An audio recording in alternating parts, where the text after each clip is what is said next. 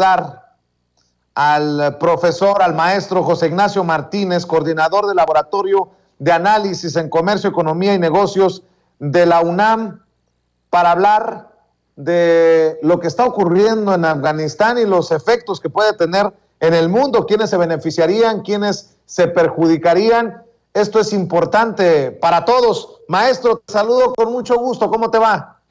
Bueno, Vicente, qué gusto saludarlo. Muchas gracias por la invitación. Y sí, efectivamente, lo que está ocurriendo en Afganistán llama mucho la atención para la geopolítica internacional, para la economía mundial. Nosotros nos preguntaríamos cómo esto estaría afectando al ciudadano de a pie en México. Puede moverse el precio del crudo y también al moverse el precio del petróleo y sus derivados, a su vez le estaría pegando, por ejemplo, al precio de la gasolina. Si bien nos iría bien en la cuestión del aumento del precio del barril de la mezcla mexicana, como importamos gasolina y también gas, también ahí tendría una repercusión. En materia de seguridad internacional, por ejemplo, don Vicente, Afganistán es el segundo país cultivador de opio. El primero es México en Guerrero. Entonces, no solamente es la parte política al interior de Afganistán, sino que, como se dice de manera coloquial, al patear el avispero, esto comienza también a tener sus repercusiones a nivel internacional. Y si vemos hacia lo que puede ocurrir en Washington, los halcones ligados a la Casa Blanca, por supuesto que se están frotando las manos para que pudiera desatarse un conflicto ahí y vertir las armas. Emiratos Árabes Unidos, Arabia Saudita, están jugando un papel relevante porque son los que inyectan recursos, dinero a los talibanes. China, para Afganistán, China tiene un papel relevante, ya que la posición geográfica de Afganistán es relevante para impulsar la ruta y la seda que está construyendo China con 63 países, y Afganistán es la conexión hacia Eurasia, hacia Europa.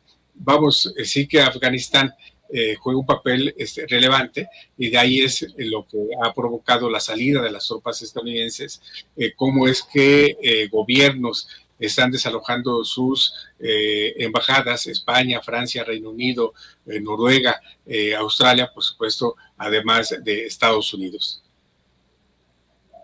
En el caso de México, ¿hay algo de lo que debamos de preocuparnos, profe? México tiene una representación itinerante en Kabul.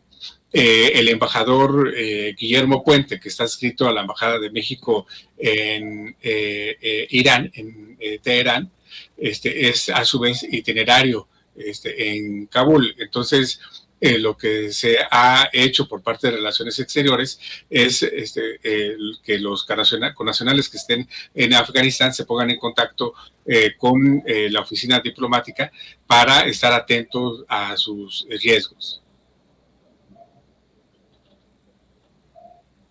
Muy bien. Algo que tengamos pendiente sobre México, profe, de los últimos días. Recuerdo que por allá ha quedado un cabo suelto, algún tema importante pendiente, salvo que me esté fallando la memoria.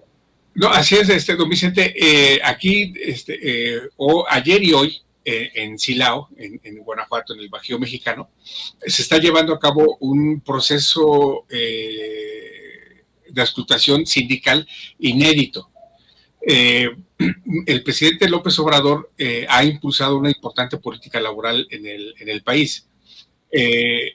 Ratificó el convenio 98 de la Organización Internacional del Trabajo, que se refiere precisamente a derechos laborales y libertad sindical. Estos dos temas, don Vicente, están presentes a su vez en el artículo 23.3 y 23.6 del TEMEC, del Tratado entre México, Estados Unidos y Canadá.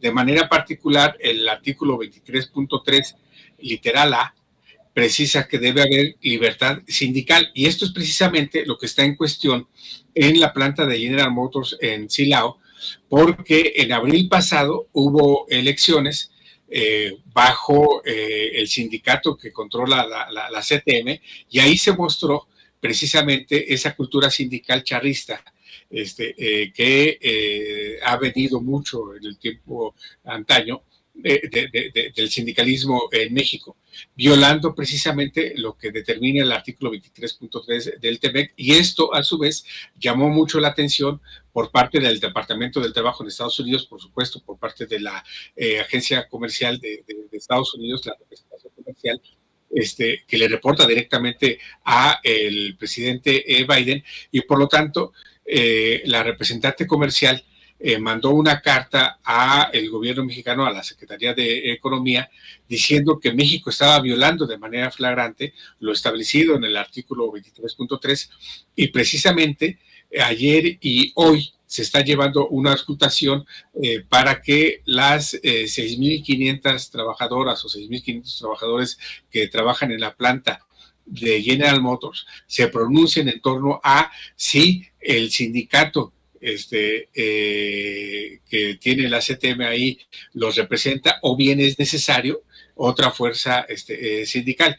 Por lo tanto, el día de mañana tendremos este reporte por parte, por supuesto, de la Secretaría del Trabajo, de la Secretaría de Economía, en el entorno del resultado de esta importante auscultación, para poder precisar la demanda que ha establecido el gobierno de Estados Unidos por violación a los derechos laborales. Esto es algo inédito. Nunca antes en la vida sindical laboral del país se había realizado.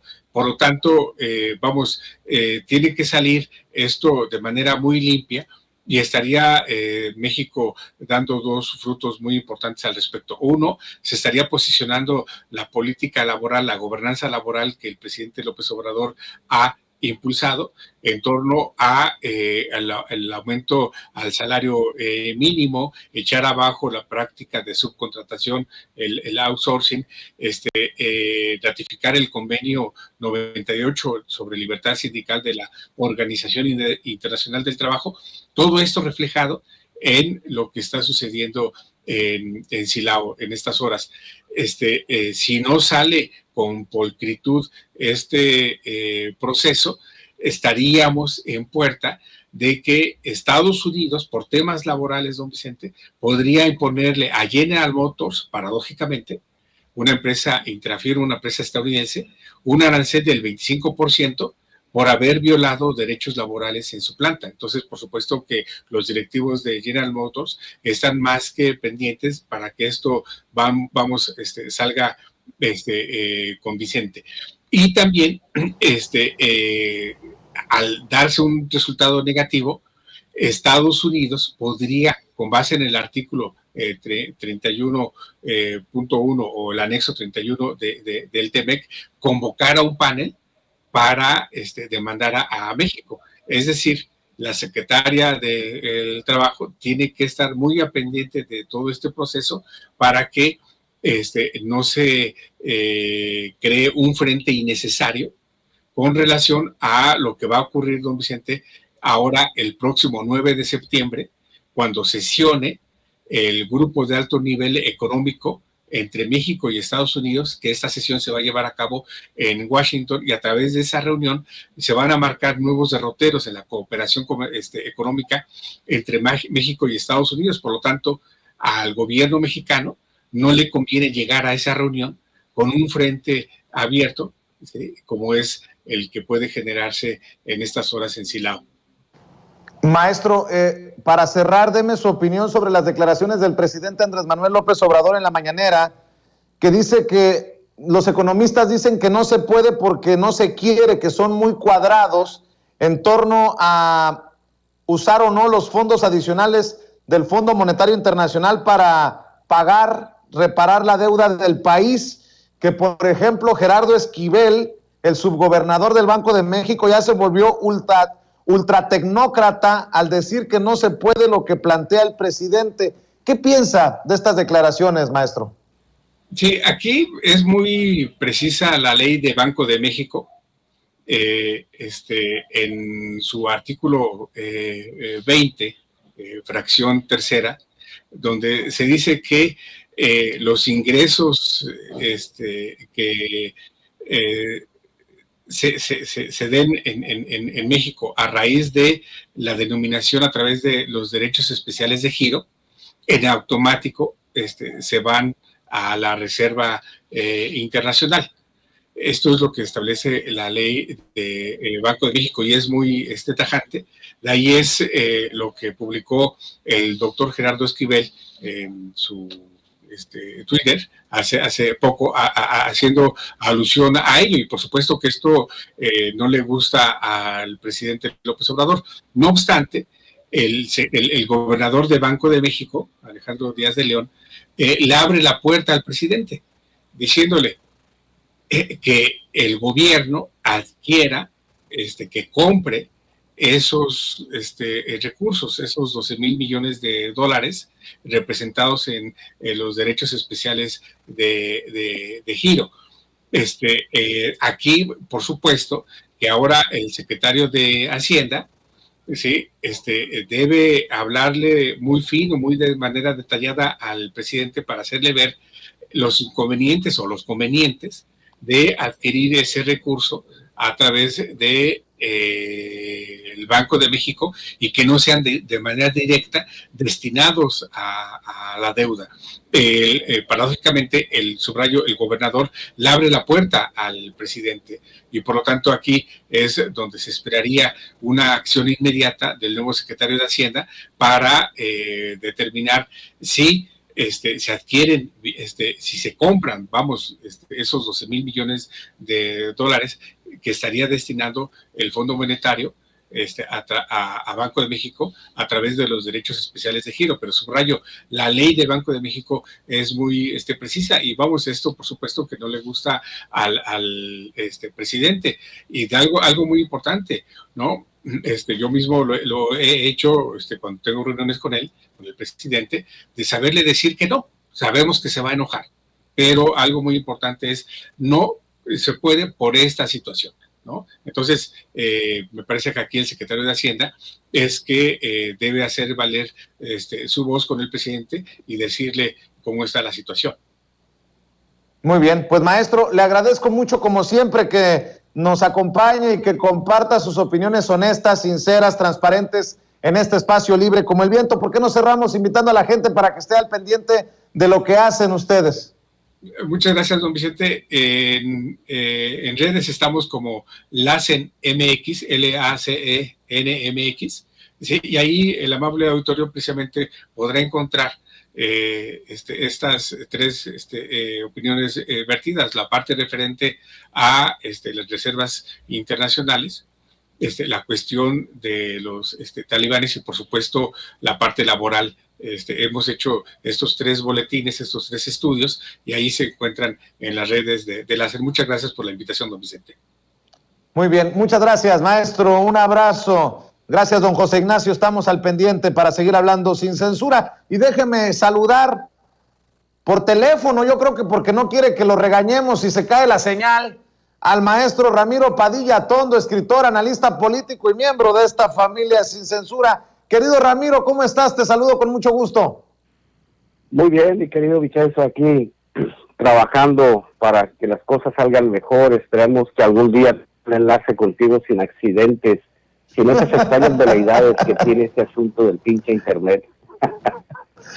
Bueno, está bien, mi querido Ramiro. A ver, ¿de qué hablamos hoy? Tantos temas que se pueden abordar y tantas cosas que traes en el tintero. Pues fíjate que justo estaba pensando, vi la intervención del presidente en la mañana, donde hablaba del caso del cual ya se han vertido ríos de tinta con respecto a esta muchacha, Brenda Lozano, la nueva agregada